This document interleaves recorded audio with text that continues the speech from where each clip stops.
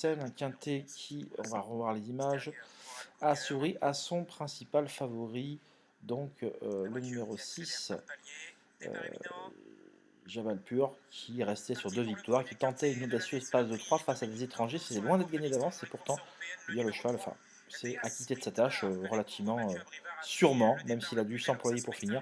Il prend un bon départ ici, mais on voit qu'il laisse passer l'orage, comme on dit.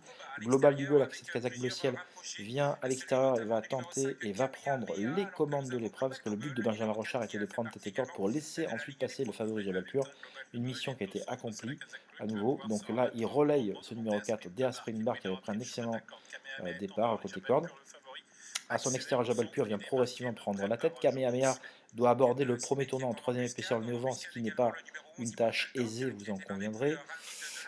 Caviarissime va venir progressivement relayer Kamehameha par la suite, là, dans la plaine, et on constate la faute de cette casaque verte, donc la faute d'Edgar Sabat dans la plaine, il perd quand même quelques longueurs, il a fait disqualifier, il est remis à temps, et vous allez voir qu'il va bien se ressaisir pour finir. Là, il doit tout reprendre et retrouver un dos, ce qui ne sera pas simple du tout pour lui, mais voilà.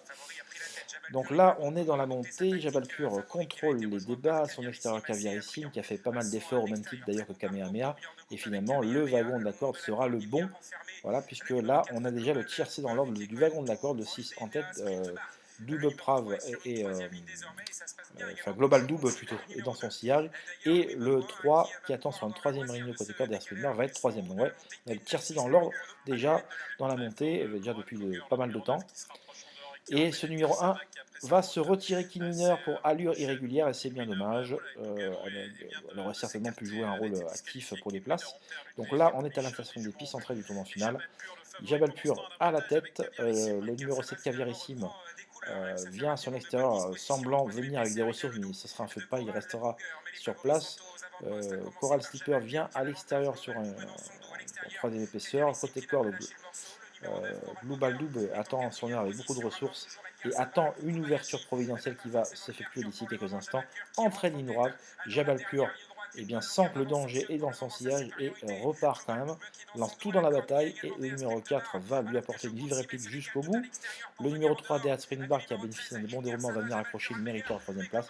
Quant à ce numéro 13, Edgar Sabat viendra accrocher une méritoire quatrième place au dépens du numéro 9, la nouvelle protégée Jean-Michel Bazir, qui vient accrocher la cinquième place courageuse après avoir dû attaquer seule en troisième épaisseur de Néovan.